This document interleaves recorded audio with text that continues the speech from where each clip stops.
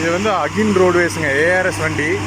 இவங்கள என்ன ஸ்பெஷாலிட்டினா எல்லாமே முன்புறம் பார்த்தீங்கன்னா ஒயிட் கலரில் சில்வர் கிரே மாதிரி வச்சுருப்பாங்க. அருமையாக இருக்குங்க பார்க்குறேன்.